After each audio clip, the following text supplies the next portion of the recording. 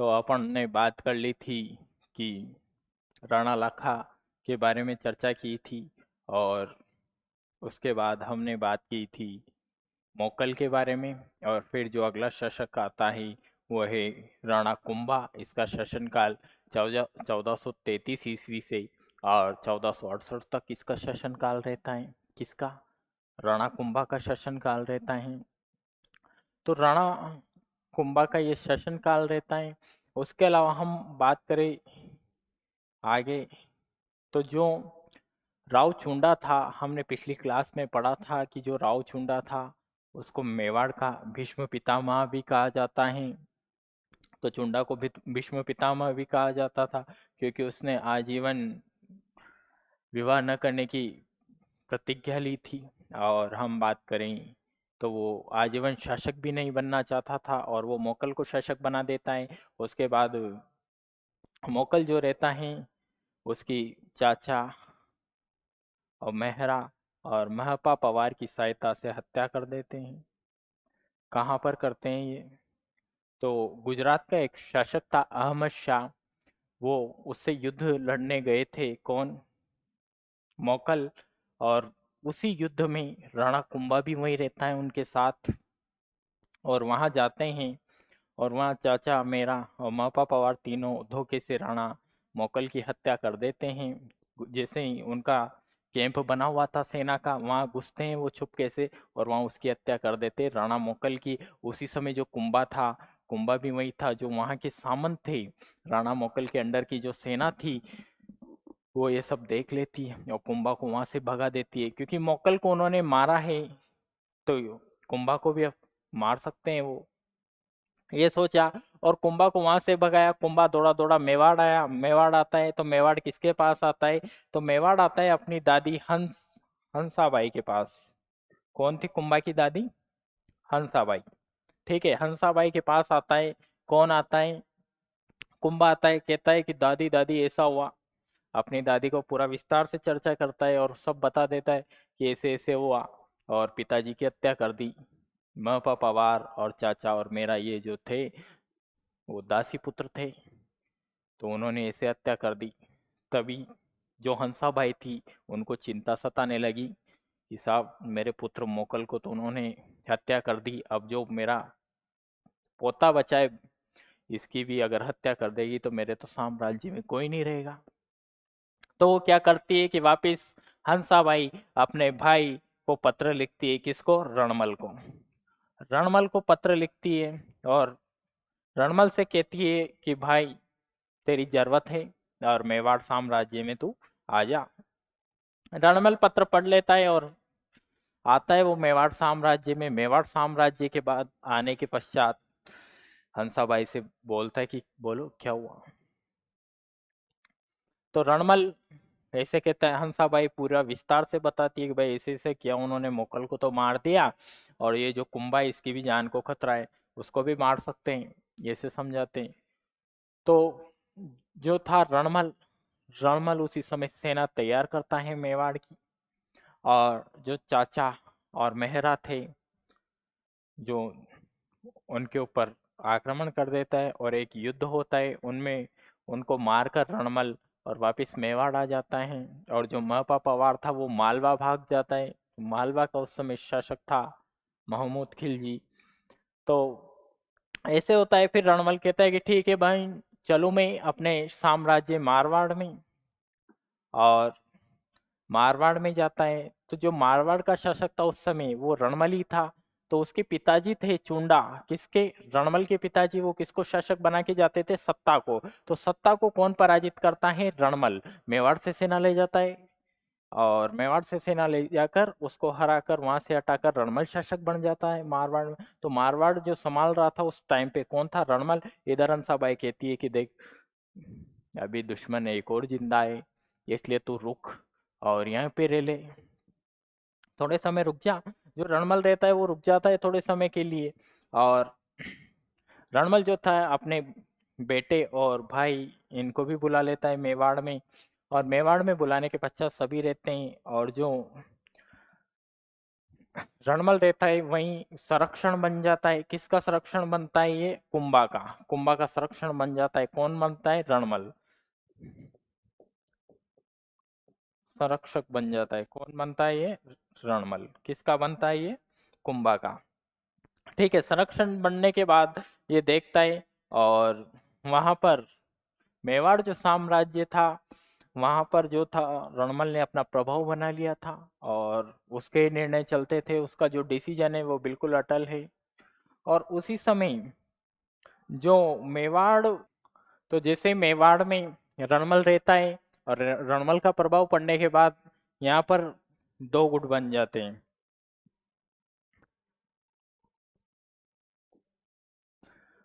तो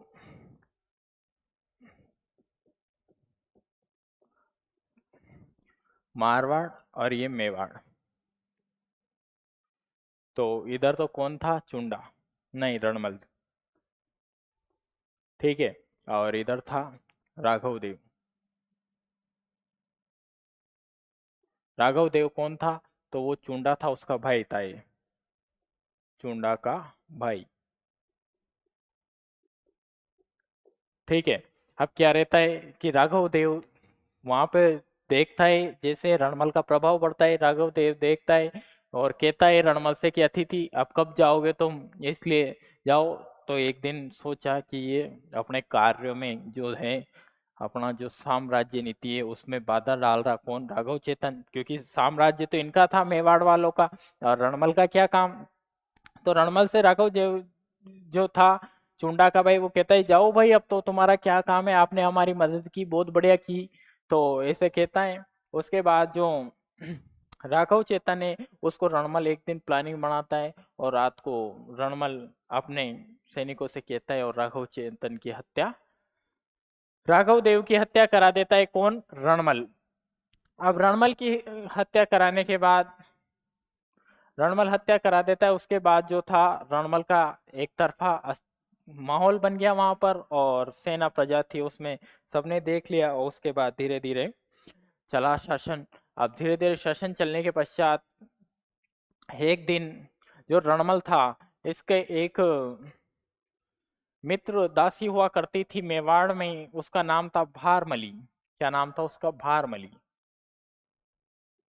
ये जो भारमली थी, ये रणमल की मित्र थी, बोले तो अपन गर्लफ्रेंड थी इसकी। किसकी? रणमल की, भारमली।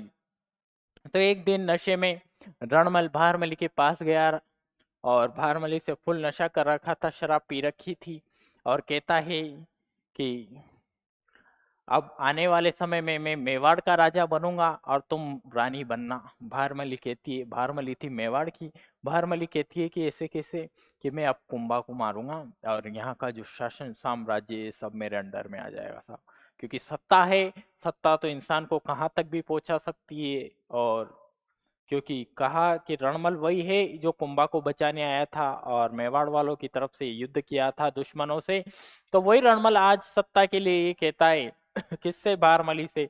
और भारमली जो थी अपने देश से प्रेम करती थी, मेवाड़ साम्राज्य से। और हंसाबाई की कौन थी? वो दासी थी। किसकी थी ये? हंसाबाई की दासी थी ये। ठीक है, अब दासी बिल्कुल वफादार थी, ये हंसाबाई के पास जाती है और कहती है कि रणमल ऐसे ऐसे कह रहा था, कुंभा को मारूंगा मैं, और यहाँ का जो शासक साम्राज्य है यहाँ का मैं बनूंगी, ऐसे थी।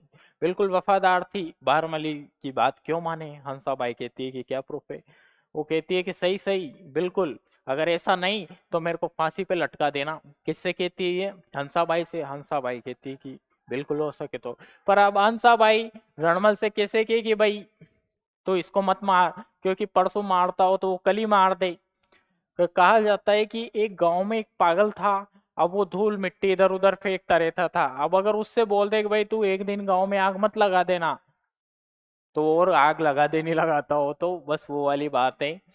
तो रणमल जो था वो देखता है, और तभी हंसाबाई सोचती है कि अब क्या किया जाए।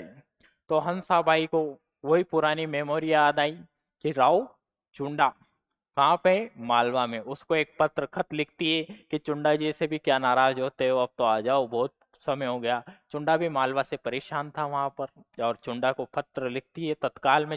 चुंडा था कि कब आना है, कि कल ही आ जाओ। चुंडा आता है, हंसाबाई से मिलता है और हंसाबाई से कहता है कि बोलो कैसे याद किया। तो हंसाबाई पूरा विस्तार से डिटेल बता देती है कि भाई ऐसे ऐसे प्लानिंग चल रही है, कुंभा को मारने की प्लानिंग चल रही है, और मेवाड़ जो साम्राज्य है उसका शासक कौन बनना चाहता है? रणमल।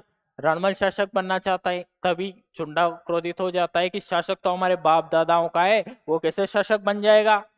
तभी ये लोग एक रणनीति बनाते हैं, हंसाबाई और चुंडा। और चुंडा आता है मेवाड़ साम्राज्य में और रणनीति बनाते हैं, और वही भारमली दूसरे दिन वापस किससे मिलने जाती है? रणमल से मिलने जाती है। और भारमली को समझा देते हैं, ये सब पूरी प्लानिंग हो जाती है, और भारमली रणमल को शराब पिलाती है। अब वो कहता है कि भोजन लगाओ, खाना लगाओ मेरे लिए। अरे कि पहले आप एक पेक लगाओ। और शराब पिलाती रहती है। वो कहती है कि बस बहुत है। फिर उसके बाद कहती है कि है ना बहुत। तो रणमल जो रहता है वो शराब पी लेता है फुल नशे में धुत। अब नशे में धुत होने के बाद जो था, अब भारमली जो रहती है वो सिसोदिया के सैनिक थे, चुंडा के आदमी, उनसे इशारा कर देती है आ जाओ भाई। और जैसे ही शराब पी के लौट गया, धीरे धीरे नशा आने लगा उसको, और शराब पीते ही वो लौट जाता है। एक पलंग जो रहता है उस पे उसको सैनिक बांध देते हैं। ठीक है, हाथ पैर उसके बांधते हैं, और दो तीन सैनिक मिलके उसको तलवार से भाले से सबसे मिलके वार कर देते हैं और रणमल की हत्या कर देते हैं। तभी सिसोदिया जो थे, राव चुंडा और कुंभा, इन्होंने अपने मन में इस प्रकार का संकल्प किया था कि मारवाड़ी एक भी बच के जाना नहीं चाहिए, इनके सारे जितने भी वंशज है ना सबको मार दो, ऐसा कह देते हैं। ठीक है, फिर उसके बाद ऐसा कहने के बाद एक जो राव जोधा और उनके चाचा वगैरह सभी थे, सब परिवार आए थे तो मारवाड़। तभी एक मारवाड़ी धुन का एक गायक था, उसी समय नृत्य हो रहा था। तो वो ऐसे गाया कि भाग जोधा। वो कहता है कि भाग जोधा इशारों में, कि भाग जोधा रणमल मरियो जाए, भाग जोधा रणमल मरियो जाए, ऐसी कहावत कहते हैं। तो जोधा समझ जाता है कि उसके पिता की हत्या कर हो गई है। तभी जोधा और उनके जो भी भाई बंधु थे सब चपले उठा के भाग गए। कहां से? मेवाड़ से। अब मेवाड़ से भगते ही कहाँ गए ये? मेवाड़ से भगते भगते भगते इनका पीछा किया। किसने किया? तो इनका पीछा करता है चुंडा और चुंडा की सेना, मेवाड़ के जो शासक थे इन्होंने। और पीछा करते करते भागते भागते कहाँ चल गए? ये चल गए बीकानेर में। और बीकानेर में कहाँ पे जाके शरण लेते हैं? बीकानेर में काहुनी गांव, काहुनी, काहुनी एक गांव पड़ता है एक नजदीक, वहां पर शरण लेते हैं। काहुनी में जाके शरण लेता है राव राव जोधा। फिर उसके बाद हम बात करें तो राव जोधा शरण लेता है। फिर उसके बाद जो आगे क्या होता है कि राव जोधा अपना जो इनका शासक था, शासन साम्राज्य था मारवाड़ का, उसको ये राव चुंडा जीत लेते हैं। जो इनकी राजधानी थी मंडोर, उस पर आक्रमण कर लेते हैं। अब मंडोर पर आक्रमण करने के पश्चात जो थे ये लोग मंडोर पर आक्रमण कर देते हैं, और मंडोर पर आक्रमण करने के पश्चात ये मंडोर को भी अपना बना लेते हैं। और मंडोर को अपना बनाने के पश्चात राव जोधा जो था, वो राव जोधा जो था वह देखता है कि अब कैसे राव जोधा जो था वो बार बार मंडोर पर जाता था और आक्रमण करता था। और आक्रमण करने के पश्चात कहां पर जाता था? मंडोर। मंडोर इनकी राजधानी हुआ करती थी मारवाड़ की। तो मंडोर जाता था और आक्रमण करता था, वापिस हार उर के आ जाता था। ऐसे दो तीन बार हुआ, क्योंकि जो मेवाड़ की सेना थी ये तो बहुत बड़ी सेना थी, और जो राव जोधा था ये छोटी छोटी सेना को लेकर एकत्रित करता था, मेहनत करते हुए पहुंचता था, वापिस ये हार के आ जाता था। ऐसे होता गया, दो तीन बार हुआ। फिर एक दिन राव जोधा था वो ज्यादा युद्ध क्षेत्र में घायल हो गया। घायल होते पूरे खून में हो रहा। फिर उसके बाद वो जाता है और वहीं मेवाड़ मारवाड़ जो क्षेत्र था वहां दूर दूर तक पानी नहीं, कोई गांव ढाणी नहीं, कुछ भी नहीं रहता है। राव जोधा को जाते जाते एक गांव के पास एक ढाणी दिखती है, वहां पर सोचा कि किसान होगा, पीने के लिए कम से कम पानी तो मिलेगा। तो राव जोधा धीरे धीरे जाता है वहीं, और राव जोधा उसके समय पहुंचते घायल हो जाता है। घायल होने के पश्चात इसका जो घोड़ा रहता है वो वहां खड़ा रहता है। जो महिला थी, उसमें किसान का परिवार रहता था उस डाणी में, तो वहां महिला ने देखा कि घोड़ा खड़ा हुआ है, पूरे पसीने से हो रहा है। फिर उसके बाद वो देखती है कि यहाँ कौन है, कि एक घायल बंदा भी पड़ा हुआ है, एक घायल आदमी भी है। तो मेवाड़ी परंपरा के हिसाब से कहा जाता है कि वो उस महिला जो थी वो राव जोधा को पानी पिलाती है, और पानी पिलाने के पश्चात राव जोधा होश में आ जाता है। उसके बाद वो उसको भोजन करने जाने की कहती है, तो राव जोधा रुक जाता है और उसको भोजन में खींचड़ा बनाती है, खींचड़ा खिलाती है। और राव जोधा जैसे खींचड़ा खाने लगा, और वो गरम गरम रहता है तो वो दाद जाता है, बीच में से लेता है। और कहा जाता है कि आसपास खींचड़ा, बीच में घी रहता है, तो राव जोधा को घी काफी लंबे समय बाद मिला, तो वो डाइट घी पे फोकस करता है। तो वो गरम रहता है, वो दाद जाता है।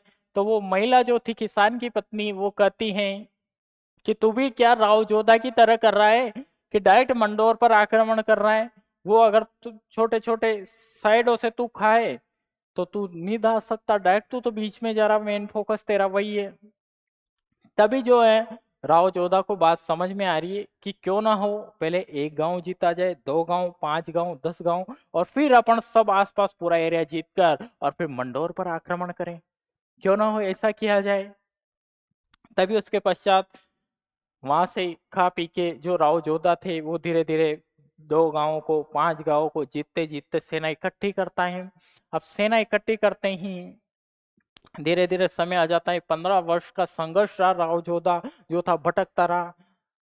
और फिर उसके बाद 1453 ईस्वी की बात है कि ये मंडोर पर आक्रमण करने गया। तभी ये अपनी बुआ जी थी, कौन थी, हंसाबाई, उसको एक पत्र लिखता है। कहता है कि बुआ जी, ये सब ठीक है, हमने जो किया सब पिताजी की गलती थी, हमारा कुछ नहीं है, इसलिए आप जो है हमें मंडोर दे दो, और जो है वो मित्रता की संधि कर लो। और जो हंसाबाई रहती है उस तक पत्र पहुंच जाता है, हंसाबाई देखती है और कुंभा को समझाती है। कुंभा समझ जाता है ठीक है। तभी 1453, कब, 1453 में एक संधि होती है। वो संधि रहती है आवल बावल की संधि, और उसमें जो मंडोर था वो जोधा को दे दिया जाता है। क्या दे दिया जाता है, मंडोर किसको, जोधा को दे दिया जाता है।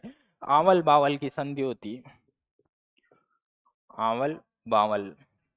अब आवल बावल का क्या अर्थ है वो मैं बताता हूं अभी।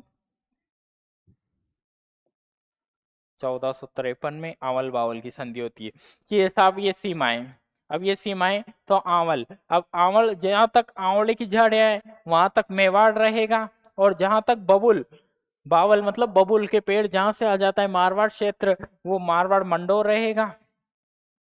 तो आंवल बावल का ये अर्थ है कि जहां तक आंवले के पेड़ है हरा भरा, वहां तक मेवाड़ रहेगा, और जहां से सूखा, रूखी सूखी जो रहेंगे बबुल के पेड़ जहां से आ जाएगा, वो वहां से मारवाड़ आ जाएगा। क्या आ जाएगा, मारवाड़। ठीक है। तो ये संधि हो जाती है इनके बीच में मित्रता की, और दोनों एक दूसरे से वादा करते हैं, और इनको, इसको मंडोर साम्राज्य दे दिया जाता है, किसको, जोधा को, क्योंकि ये तो मंडोर लड़ाई से भी ले सकता था, कुछ भी हो, पर गुम्बा भी समझ जाता है अपने दादी के समझाने पर, हम मंडोर इसको दे देता है। मंडोर मिलने के बाद ये यहाँ पर शासन करता है। उसके बाद हम आगे बात करें तो जो राव जोधा ले लेता है मंडोर, फिर उसके बाद हम आगे बात करें तो कुंभा, अब कुंभा के शासन काल में और क्या बातें होती है। तो इसका जन्म 1403 ईस्वी में मौकल की जो पत्नी थी उसका नाम था सौभाग्यवती, उससे इसका महान व्यक्ति रहा इतिहास में कुंभा, और कुंभा का बहुत अच्छा इतिहास रहा। उसके अलावा इसने कल्चर एक्टिविटी में भी बहुत ध्यान दिया, कि इसके समय जो सर्वाधिक मेवाड़ में विकास रहा है वो कुंभा के शासन काल में ही माना जाता है। एक बहुत बड़ा वीर पराक्रम योद्धा रहा, इसने पूरे भारत पर अधिकार किया था और कोई भी इससे विजय नहीं रहा। उसके बाद हम आगे बात करें तो राणा कुंभा के काल को मेवाड़ का स्वर्ण युग कहा जाता है। कौन सा युग कहा जाता है? स्वर्ण युग। किसके शासनकाल को? राणा कुंभा के शासनकाल को। उसके बाद राणा कुंभा को इतिहास में कटार कला कलम का धनी भी कहा है। कटार कलम और धनी शासक इतिहासकारों ने राणा कुंभा को बताया है। और कुंभा के शासन काल में 1438 में मारवाड़ के शासक रणमल की मेवाड़ में उसकी प्रेमिका भारमली द्वारा हत्या की जाती थी। ठीक है, तो अपन ने इसके बारे में अभी बात की थी कि रणमल की किस तरह हत्या होती है 1438 ईस्वी में। फिर आगे बात करें तो स्वर्ण युग काल किसको कहा है? मेवाड़ का, कुंभा को कहा है। और उसके अलावा चित्रकला का, किसका? चित्रकला का भी स्वर्ण युग काल इसके शासन काल को ही कहा जाता है। चित्रकला का स्वर्ण युग काल, स्वर्ण युग काल भी इसके शासन को कहा जाता है। किसके शासन को? कुंभा के शासन को। उसके बाद हंसाबाई की मध्यस्थता में 1453 ईस्वी में राव जोधा और राणा कुंभा के मध्य जो है आवल बावल की संधि होती है। कौन सी? आवल बावल। जहां तक आंवले के पेड़ है, हरा भरा प्रदेश है, उसको मेवाड़ है। और जहां से बबुल के पेड़ शुरुआत होती है, वो मारवाड़ शुरुआत हो जाती है। उसकी संधि होती है जिसके अनुसार सोजत पड़ता है, वहां पर एक खारी नदी है। सोजत कहाँ पे? वर्तमान में पाली जिले में स्थित है। सोजत पाली, सोजत पाली में मेवाड़ मारवाड़ की जो सीमा निर्धारण हो जाती है कि भाई ये क्षेत्र है, इधर मारवाड़ है, इधर मेवाड़ है। इन दोनों की एक बॉर्डर रहती है, उस बॉर्डर का नाम रहता है सोजत। खारी नदी के समीप स्थित है। सोजत कहाँ स्थित है? पाली में स्थित है ये। तो ये इनकी एक निशानी रहती है बॉर्डर की। ठीक है, उसके बाद हम बात करें तो ये एक दूसरे पर आक्रमण नहीं करने का वादा करते हैं कि अपन दोनों की मित्रता होगी साहब। अपन न मारवाड़ कभी आक्रमण करेगा मेवाड़ पे, न मेवाड़ कभी मारवाड़ पर आक्रमण कर देगा।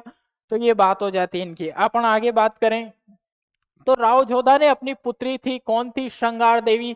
उसका विवाह, कुंभा का एक पुत्र था, उसका नाम था राइमल, उसके साथ उसका विवाह कर देता है राव जोधा। पहले के समय ऐसा हुआ करता था कि दुश्मनी को मित्रता में बदलने के लिए विवाह कर दिया जाता था। एक शासक अपनी पुत्री का विवाह उसके दूसरे शासक से विवाह कर लेता था। तो ऐसे हुआ करता था। तो इनके पुराने भी वैवाहिक संबंध थे कि जो हंसाबाई थी उसकी राणा लाखा के साथ शादी हुई थी। तो मारवाड़ और मेवाड़ का पुराना भी संबंध था और वापिस एक नया रिश्ता बन जाता है। तो वो नई शुरुआत होती है। तो राव जोधा जो था अपनी पुत्री श्रृंगार देवी थी, उसका विवाह राइमल से कर देता है। ठीक है, उसके बाद राणा कुंभा ने अपने पिता के हत्यारे, कौन थे? चाचा और मेरा का दमन करने के बाद महपा पवार को मालवा के सुल्तान महमूद खिलजी की शरण में चला गया था। कौन चला गया था? महपा पवार किसकी शरण में चल गया था? मालवा का जो शासक था महमूद खिलजी, उसकी शरण में चल जाता है। और चाचा और मेरा को तो वही दमन कर दिया जाता है, इनको मृत्युदंड दे दिया जाता है। ठीक है, 1437 में मालवा के सुल्तान महमूद खिलजी को सारंगपुर के युद्ध में पराजित किया। किसने किया? तो वो पराजित करता है राणा कुंभा। और इतिहास में कुंभा की मालवा विजय के नाम से जाना जाता है। तो इतिहासकार ने कहा कि मालवा विजय किसने की थी? तो कुंभा ने की। ये सब कुंभा के बारे में। उसके बाद हम बात करें तो सांस्कृतिक कला भी कुंभा के शासन काल में ही हुई थी। ठीक है, अपन ने बात की थी कि जो मालवा विजय रहा वो कुंभा रहा। ठीक है, उसके बाद जो कुंभा ने इसी मालवा विजय, किसकी विजय? मालवा में विजय के उपलक्ष्य में चित्तौड़गढ़ में विजय स्तंभ जो रहता है उसका, कीर्ति स्तंभ भी अपन बोलते हैं, उसका निर्माण करवाया था। किसने करवाया था? तो ये कुंभा द्वारा ये निर्माण करवाया जाता है। ठीक है, किसने करवाया था? कुंभा ने कराया था विजय स्तंभ का निर्माण। अब विजय स्तंभ के बारे में हम आगे बात करेंगे। उसके बाद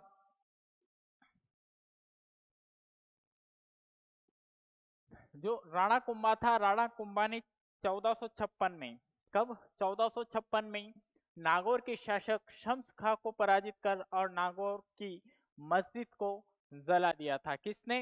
राणा कुंभा जो थे वो नागौर में युद्ध हुआ और वहां का जो शासक था कौन, शम्स था, उसको पराजित कर कर और नागौर पर अधिकार कर लेते हैं। और एक बात और मिलती है अपने को कि नागौर जो था वहां पर हनुमान जी की मूर्ति लेकर आए थे कौन, कुंभा, और कुंभलगढ़ दुर्ग में स्थापित करा देते थे। कौन से दुर्ग में, कुंभलगढ़ दुर्ग में, कुंभलगढ़ में स्थापित करा देते हैं, स्थापित करवाते हैं हनुमान जी की मूर्ति को। एक विशालकाय मूर्ति रहती है उसको।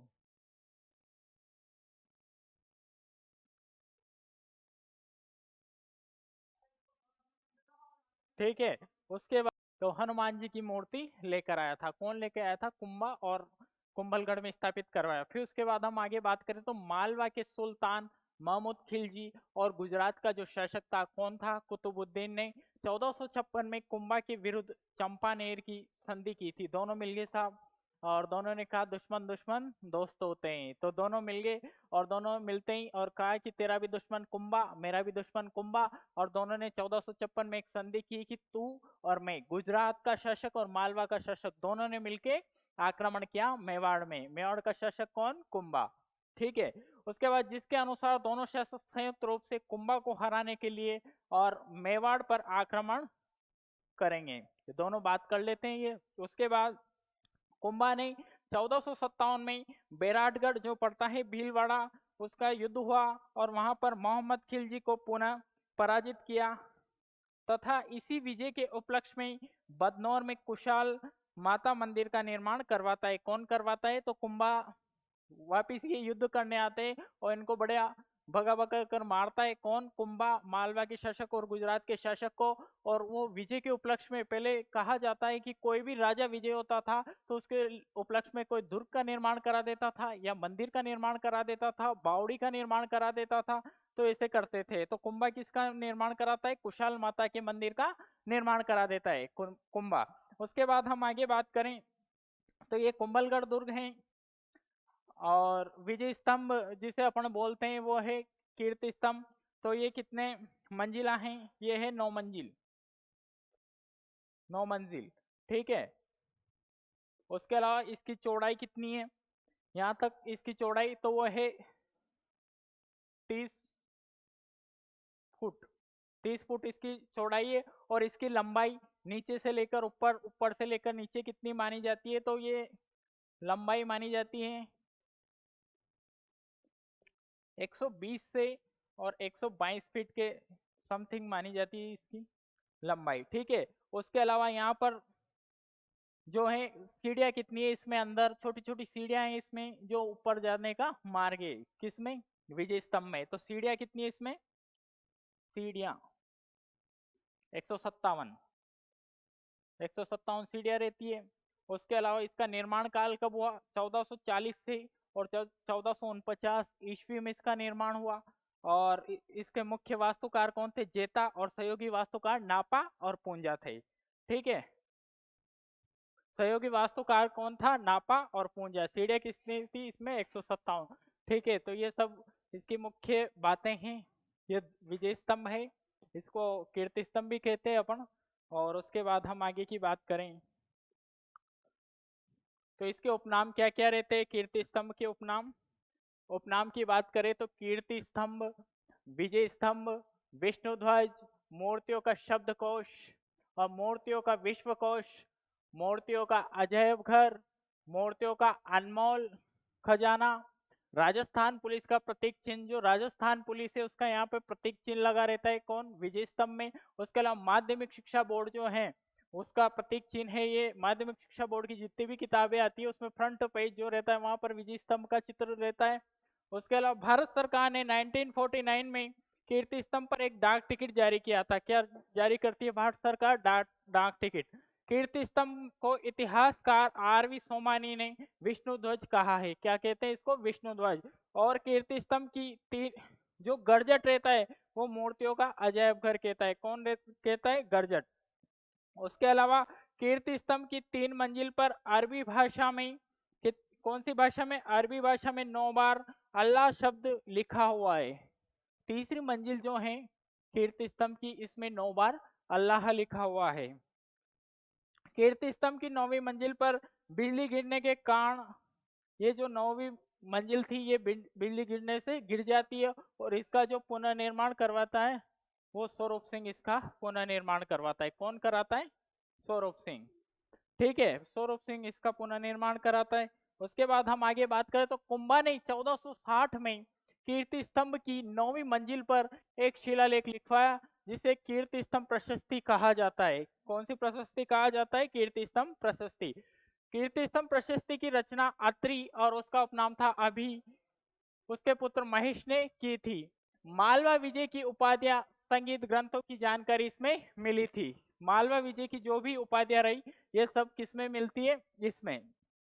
फर्ग्यूसन ने कीर्ति स्तंभ को रोम के टार्जन के स्तंभ से बेहतर बताया कि जो रोम है उसके टार्जन से ये बेहतर है। उसके अलावा कर्नल जेम्स टोड जो है इतिहासकार, उन्होंने कीर्ति स्तंभ को स्थापत्य कला की दृष्टि से दिल्ली के कौन? कुतुब मीनार से भी बेहतरीन इसको बताया है। किसने बताया? तो कर्नल टोड ने। ये मोस्ट है, थोड़ा इसको ध्यान रखना है।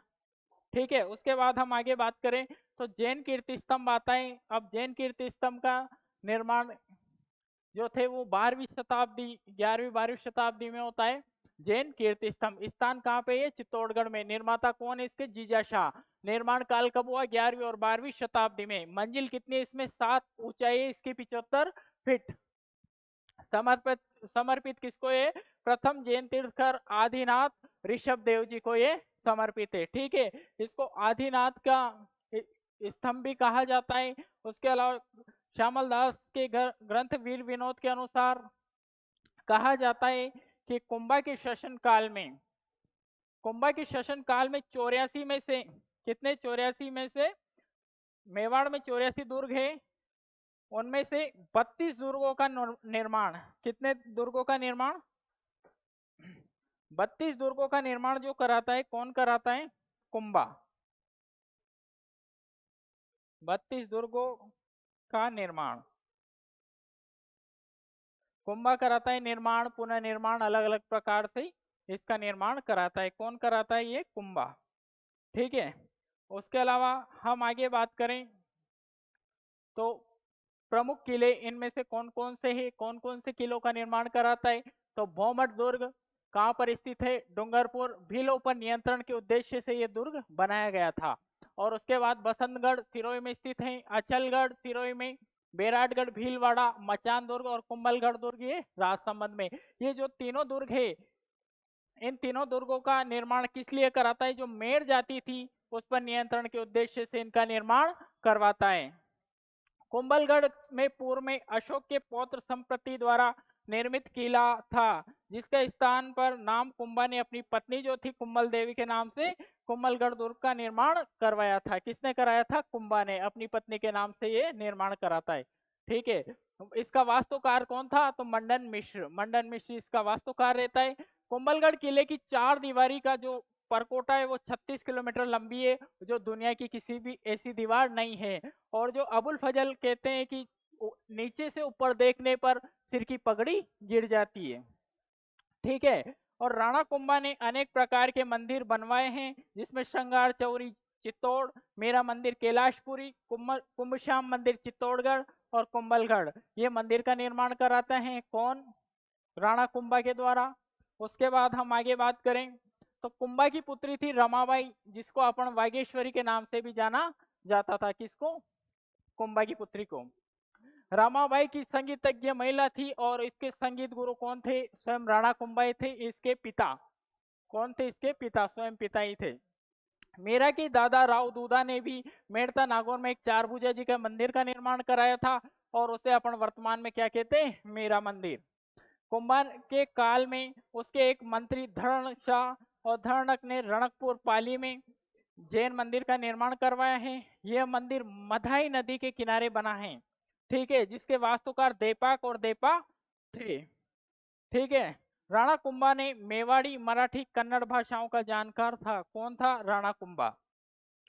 कुंभा संगीतज्ञ शासक था, वह वीणा बजाने में अच्छा था। कुंभा जो था वो वीणा बजाता था और अच्छा संगीतकार था, और युद्ध तो हर शासक करता है, परंतु कुछ स्पेशल जो थी उसमें कुंभा में थी कि अच्छा संगीतज्ञ था। उसके अलावा इसने अपनी पुत्री को भी संगीत सिखाया। उसके गुरु कौन था? तो स्वयं कुंभा ही था। ठीक है। और इसके गुरु कौन थे? सारंग व्यास थे इसके गुरु। किसके? कुंभा के। कुंभा ने अनेक संगीत ग्रंथ लिखे जो वर्तमान में अनूप संस्कृत पुस्तक में संरक्षित है। इनको बीकानेर के महाराजा कौन थे? अनूप सिंह ने संरक्षित करके रख रखा है। ये भी मोस्ट है थोड़ा। तो संगीत ने संगीत ग्रंथ लिखे थे। अब किसने? कुंभा ने निम्न संगीत ग्रंथ लिखे थे। कौन कौन से? संगीत राज, संगीत रत्नाकर, संगीत मीमांसा, पूर्णसुधा प्रबंध, हरिवर्तिक, वाद प्रबंध, कामराज, रतिसार। ठीक है। ये जो रहते हैं ये क्या है? कुंभा के संगीत संगीत ग्रंथ रहते हैं। ठीक है। राणा कुंभा का संगीत राज नामक ग्रंथ 5 कोशों में लिखा है जो निम्न है। कितने कोशों में लिखा है? 5 कोशों में। ठीक है। राणा कुंभा का जो संगीत राज जो ग्रंथ है ये 5 कोशों में लिखा हुआ है। पाठ रत्न कोश पहला है, और दूसरा है गीत रत्न कोश, तीसरा है वाद रत्न कोश, चौथा है रत्न कोश, और पांचवा है रस रत्न कोश। रत्न कोश ये रहता है। ये 5 जो है एक राणा कुंभा के संगीत राज जो ग्रंथ है वो रहते हैं। उसके बाद हम आगे बात करें तो राणा कुंभा ने बाणभट्ट के ग्रंथ चंडी शतक पर चंडी शतक की टीका लिखी थी। क्या लिखी थी? चंडी शतक जो ग्रंथ था उस पे चंडी शतक की जो है वो टीका लिखी थी। ठीक है। कुंभा ने जयदेव के ग्रंथ गीत गोविंद पर रसिक प्रिया टीका लिखी थी। जो गीत गोविंद है कुंभा ने जयदेव के ग्रंथ हैं गीत गोविंद पे, उस पर रसिक प्रिया जो थी उसकी टीका लिखी थी। कौन लिखता है? कुंभा।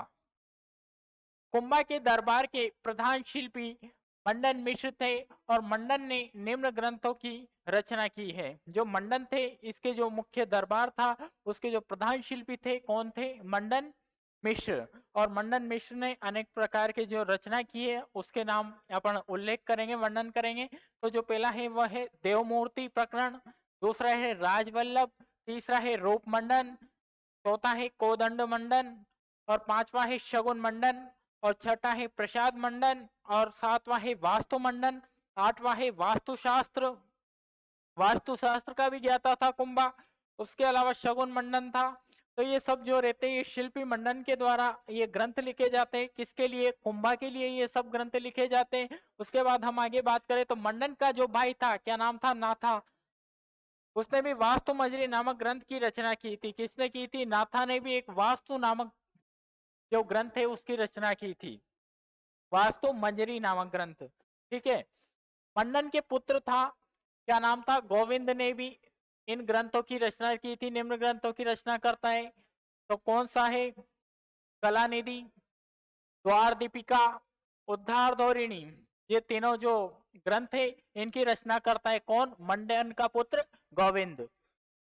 कुंभा ने निम्न उपाधियां धारण की थी। जो कुंभा की उपाधियां हैं वो क्या क्या थी? तो कुंभा की निम्न उपाधियां थी अभिनव भट्टाचार्य। संगीत ग्रंथों का रचयिता होने के कारण ये उपाधि इसको मिलती है। किसको? कुंभा को। उसके बाद हाल गुरु, पहाड़ी दुर्गों में विजय होने के कारण इसको हाल गुरु उपाधि मिलती है। और तीसरी जो उपाधि है छाप गुरु, छापा मार युद्ध करने के कारण। जो कुंभा था ये छापा मार युद्ध नीति में एक परिपूर्ण शासक था, और जो छापा मार युद्ध नीति इसकी परिप्रेक्ष्य में संपूर्ण तरह से ज्ञाता था। उसके अलावा चाप गुरु धनुर्धारी शासक होने के कारण इसको ये उपाधि मिली। और हिंदू सुल्तान मुस्लिम शासकों द्वारा ये उपाधि दी गई थी। किसको? कुंभा को, हिंदू सुल्तान। और राय रासो, राणे रासो, राय नारायण ये सब विद्वानों का आश्रयदाता होने के कारण ये सब उपाधियां कुंभा को मिलती है। उसके बाद श्रृंगार विश्व विशंभरो, श्रृंगार प्रिय शासक था। ये साहब बिल्कुल बन ठन के रहता था, शानदार लंबा चौड़ा कट्टा कट्टा अच्छा शासक था। और अश्वपति, गजपति, नरपति ये उपाधियां रहती है किसकी? कुंभा की। कुंभा की ये 12 उपाधियां रहती है। उसके बाद हम बात करें आगे तो कवि मेहा ने तीर्थमाला ग्रंथ की रचना 120 तीर्थों का वर्णन करती है। कौन सी? कवि मेहत रहा करते थे कुंभा के दरबार में। वो तीर्थमाला ग्रंथ की रचना करते हैं, उसमें 120 तीर्थों का जो वर्णन मिलता है, उल्लेख मिलता है इसका विस्तार से। और राणा कुंभा की 1468 ईस्वी में पुत्र था इसका उधा, जिसका नाम था अपन उदयकर्ण, ने कुंभलगढ़ में हत्या कर दी गई थी। किसकी हत्या कर दी? कुंभा के। उसी के पुत्र ने कुंभा की हत्या कर दी थी।